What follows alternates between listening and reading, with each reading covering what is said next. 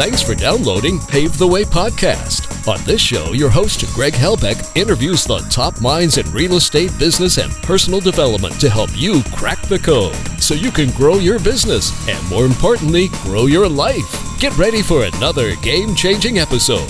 If you want to learn how to master your day and become a productivity monster, download Greg's free guide on daily personal productivity for free at www.pavetheday.com. That's Pave the Day, spelled DAY.com. Now it's time for today's episode. Enjoy.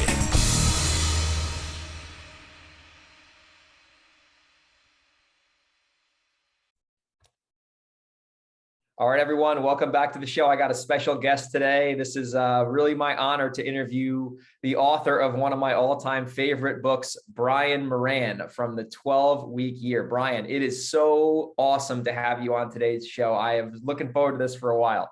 Great to be here, Greg.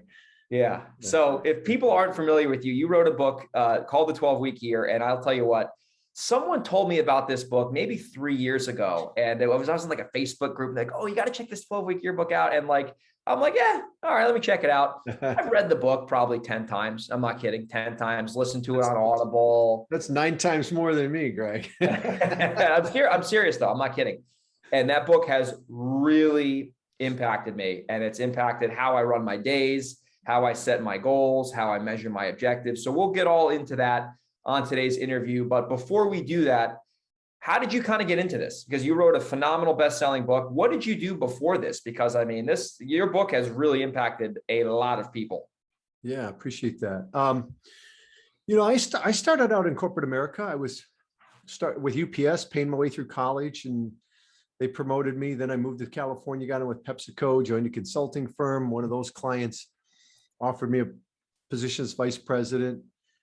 Took that, but then we went back to Michigan to be closer to family. And so left there, started a new company, an upstart in health services, which I still own today, but not, just on the board, nothing day to day. And then really started just doing some consulting with local CEOs and began to think about, what they really needed. And what I realized is they didn't need a bunch of new ideas. Right. They all had great ideas. They all had resources. And so really the focus became all about execution. And somewhere along the way, wrote the precursor to the 12-Week Year. We were going to a conference. This is an interesting story, Greg. We were going to a conference as a vendor, and we were thinking about, what are we going to pass out to people? And I'd been wanting to write a book. So I said to Michael, the co-author, I said, let's just write a short format book. Let's leave out all the fluff. So we wrote Periodization, 12 Weeks to Breakthrough was the name of it. And we wrote it in 12 weeks, went down to Kinko's and printed 100 copies, went there, sold them for $10. And the next 12 months, we sold like 100,000 copies of that thing. It literally changed our business, changed our life. And then that's when Wiley said, hey, we want to publish this thing. And so we got a chance to expand it a little bit, but that's awesome. So it was just almost like a business card idea. Yeah. It was, and the thing about that was, we didn't sit down to write a book on theory. We just documented what we were doing with our clients. So we knew it worked. And we knew it resonated because we had experienced it with our clients, and we applied it in our own businesses as well. Yeah. And you just made such a good point, because that's why when I've read a lot of books, you've read a lot of books. When I read your book, I knew it was going to be, I call it a sticky book, which is a book that I will continue to read over and over again. And every, different times in my life, things resonate with me more than the other. There's so many parts of that book that are so actionable. Like you're almost like listening or reading it, and you're like, oh my God, I got to drop this thing right now. And I got to schedule, I got to schedule time to implement this, because it makes so much sense. So your book is one of those books. It just has to be studied and consistently kind of implemented, because there's so many great ideas in that book to execute. It's just phenomenal, and it's so applicable for anybody, whether they're a business person, whether they're in college. It's like a kind of a manual on how to get results systematically, and it's very easy to understand. It's not like confusing, and it's like, it's not that long. What is it, like 200 pages? And you can get a lot out of it from anyone. So if people aren't familiar with the 12-Week Year, let's just start with that. What is the 12-Week Year? Yeah, so it's a way of operating. Our clients operate in the context of every 12 weeks as a year. So one of the things that happened is we began to work with the fundamentals that drive execution, drive high performance is we were doing it in the context of an annual cycle, which is what everybody does. No one had ever questioned that. And set annual goals, build annual plans, break them down quarterly, monthly, weekly, that kind of thing.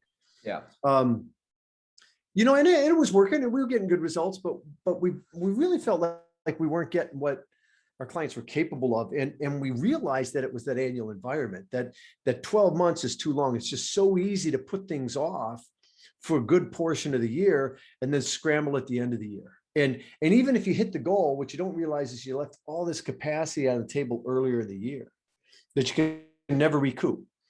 And the difference between what you're capable of and where you're currently performing is that difference in that capacity that got left on the table. So we came across a concept in athletics called periodization. That's why we named the first book that. And then we realized most people can't pronounce the word. So it wasn't a good title for a book. But we saw that concept in athletics and we took it and we adapted it to apply to business, apply to personal setting. And some of the core tenets of that was shorter time frames and a focus on kind of the critical few. And so that's what we adapted. And that's where the 12-week year was born. And so, for us, there aren't 4 of those in a year. That's annualized thinking. It's just this 12-week year followed by the next and so on.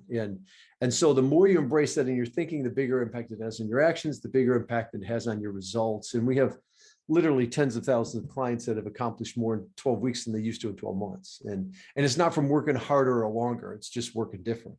I agree with you so much. And it's that urgency that really is where I started to see the results, like in my business and in my life. Like when you look at the year as just a quarter, essentially, or 90 days, 12 weeks, whatever you want to call it, every day, like this is what I took away from it. Like every day I knew I could not clown around. I'm like, okay, I'm going to be doing stuff from, 8 a.m. till 6 p.m., whatever it is.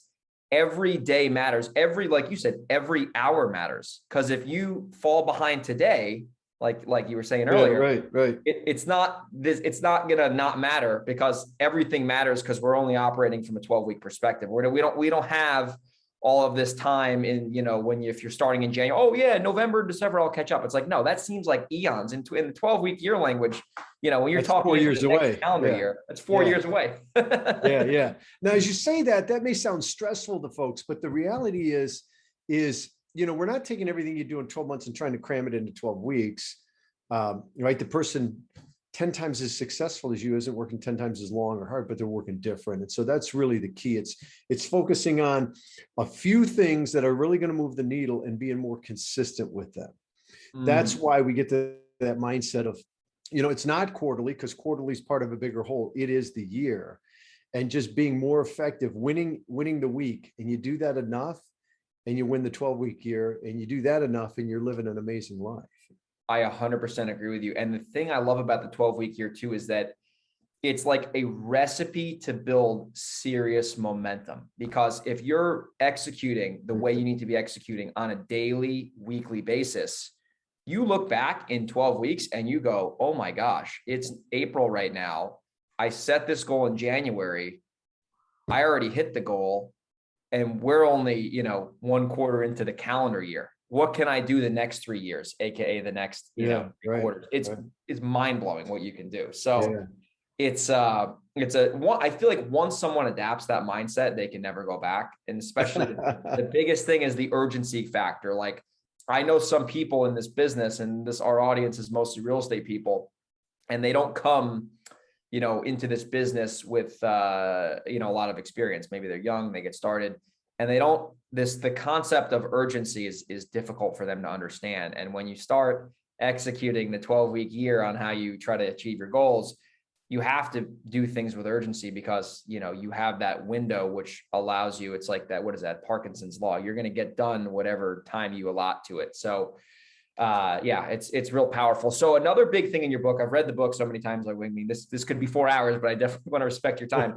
You talk about there's 3 types of blocks that you like to have throughout the week. And the first block is I think it's a strategic block. Then there's a buffer block. And then what is the other block? Because these, I remember reading this and I Literally, if you looked at my calendar, I have like 3 or 4 buffer blocks for the day, and I've been doing this for 2.5 years.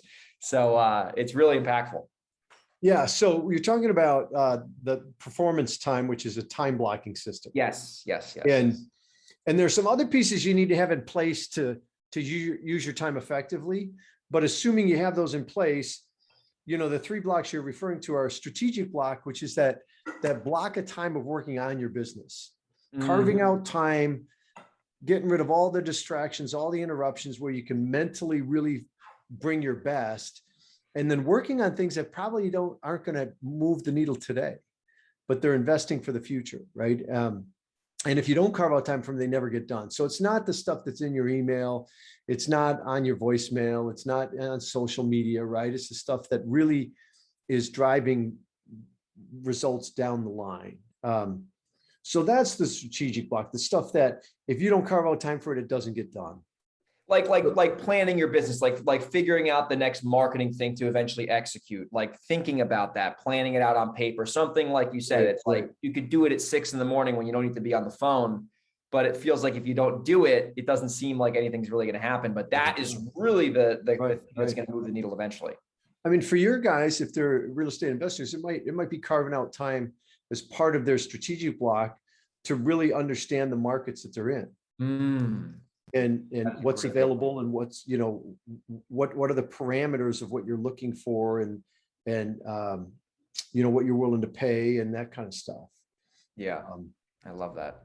The next block is a buffer block, which is designed to deal with all the kind of low level interruptions, the voicemails, the emails, the drop-ins, all that stuff that can eat up your day, where you can spend a day doing that stuff. You're exhausted and you haven't moved the needle. So, we block out time for that. Might be 15 minutes, might be an hour, might be once a day, might be, like you said, 4 times a day. It depends on how much of that crap really you have to get through. And so, most of the time my phone rings, I don't answer it. It goes to voicemail. My voicemail says, hey, I return calls twice a day. Leave me a message, I'll get back to you. And the people that really have to get a hold of me will get a hold of me. I love that. The problem is we work on the exception, and then the day's working us versus us working the day. And so with time use, it's really about being intentional about what you say yes to and what you say no to, and when you do it. I'm not saying no to that. I'm just not saying yes when it's maybe convenient for everybody else. I'm saying yes when it's productive. Yeah, I love that. That's so, if people were to just take this one thing, this buffer, and actually execute it, because I have a lot of people, they'll reach out to me and they're like, really, they feel like they're just frustrated. I'm like, listen, you can't answer the phone at every hour of the day. You need to either send it to voicemail or hire an assistant and have the assistant answer the phone. So you're not doing it, because it drains the energy. And then when your energy is drained, it's hard to make good, intelligent decisions, because you're fried mentally, Right. And most of those calls aren't strategic. They're not super productive. And so they can wait. Same thing with the emails. Now sometimes, Greg, we do that because it's great avoidance activity, right? I was going to have to get on the phone and make some outbound calls to some potential homeowners or whatever it may be, right? And so in order to avoid that, I go check my voicemail, I go check my email, right? Totally. Yeah. And then the third block is just a breakout block. It's time away, right? For entrepreneurs, the real worry is burnout. Oh yeah. Because how do we turn it off? And so just carving out time to get away mentally, physically and mentally, shut it off, let it go. Don't think about it. Go relax, go do something you enjoy, so that you come back fresh, you come back rejuvenated. It's like the vacation. The problem with the vacation is you come back to a stack of work. So this is a mini vacation where there's not enough time for the work to really stack up. But staying fresh and staying curious is a big part of it. I love that. So would you say an example of like a breakout block could be like, let's say you play golf on like a Thursday from 2 to 7, like something like that, where you can really unplug for 5 hours, but you're not going to like go to Hawaii for 2 weeks and come back and your business is out of business. You know what I mean? Right. Yeah. Take the vacation too, but the breakout block is like the golf in the afternoon. And I'm not prospecting on the golf course. I'm just golfing, man. I'm just having fun and kicking back and, enjoying the time.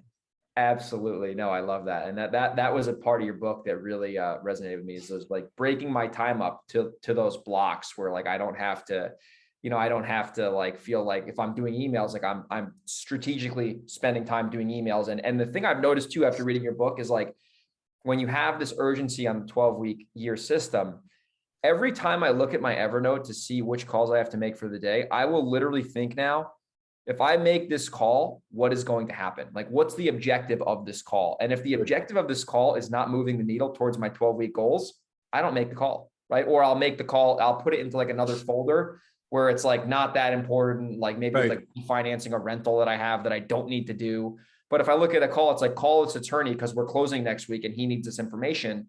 That direct action will lead to revenue. So I know I have to make that call. And a lot of people, they get a pile of things they need to do, and they have a difficult time prioritizing to really see what is the objective of that activity. And is that going to actually move the needle to your goal?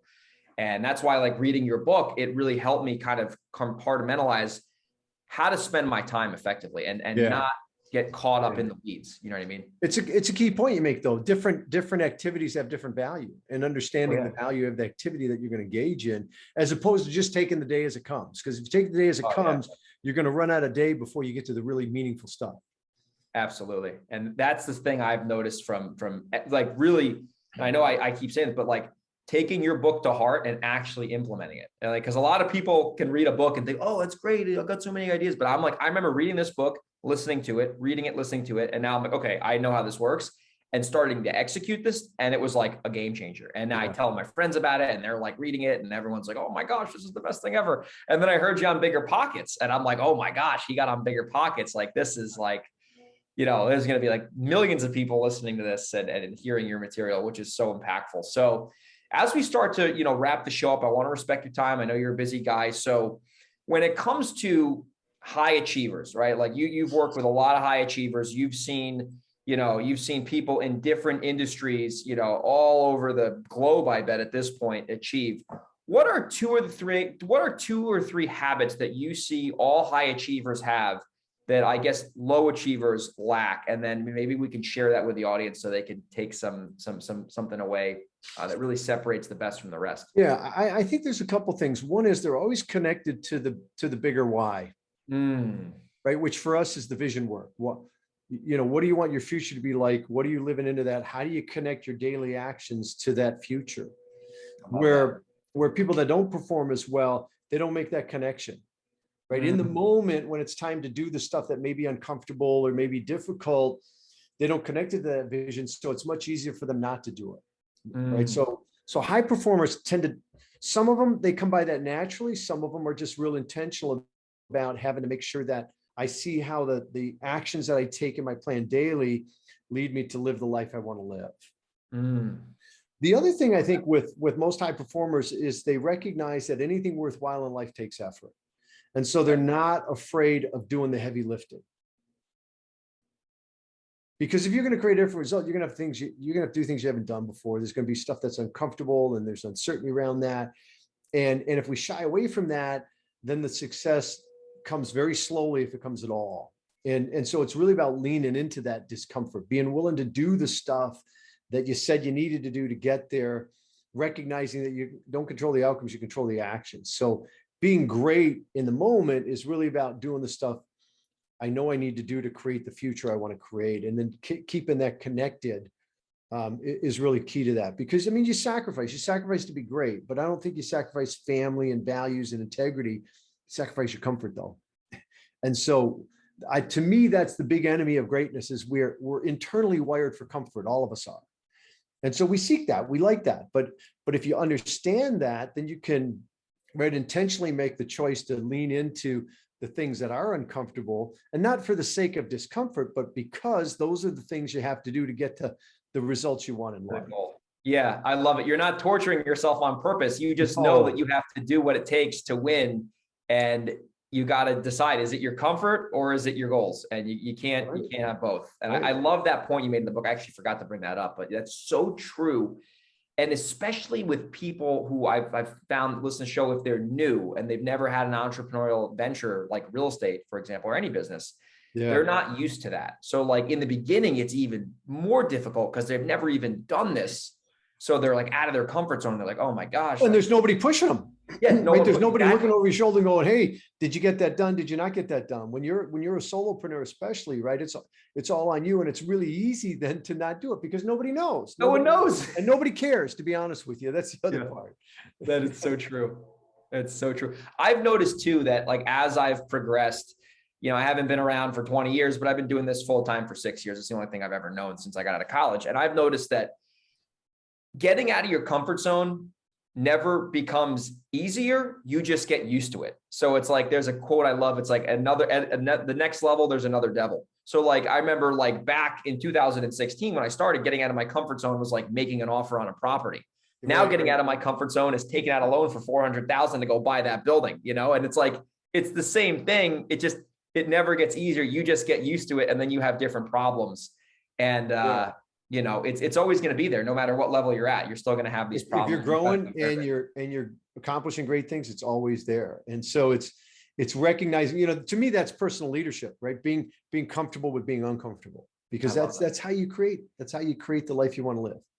100%. And you said the leadership thing there. And that's something that as I have a small team now, I'm a big believer in, like, especially I just onboarded somebody. It's like leading from the front and showing the team. Obviously they're hired to do a job, so I don't have to be, in the weeds all day, but I'm willing to lead from the front and start with like I do it, we do it, they do it. Yeah. And they can see like, I'm on Voxer at 6 p.m, like hustling, getting our deals done. So they can see like that. I hope that energy transitions to them. So they're not like, oh, this guy hired me so he can go to the beach. It's like, yeah, I like to go to the beach, but I also want to win. And I want my team to see me winning, and they know that I'm working just as hard as them, if not harder. So we can all row the boat in the same direction, That's it. Which is important. So Brian, man, this has been such a great interview. I've learned a lot just from this interaction. Your book seriously has made a tremendous impact in my life and many of my friends' lives. I've shared it with them. I've put it online, and they've said they love the book. So I really encourage listeners, if they want to learn how to be more successful, this book is in my opinion recommended reading. So what's the best way for people, if they want to find out more about you? What's a good website for them to check you guys out at? And also the best way for them to buy the book, because I know there's a few different ways they can get it. Yeah, so the book you can get anywhere. You can get it on Amazon, stuff like that. You can get it off our website, but you can find us at 12weekyear.com. Digits 12weekyear.com. We have everything from the book to field guide to online training to all the way up to one-on-one performance coaching. So, if we can help in any way, that's what we're all about. Our mission is to change lives. So I love it. Well, you're doing a great job doing that, Brian. You guys are doing a great thing. And thank you so much for being a guest on the show. And I know some people are going to be excited to pick up your book and learn more about your company. Yeah, appreciate it. See ya.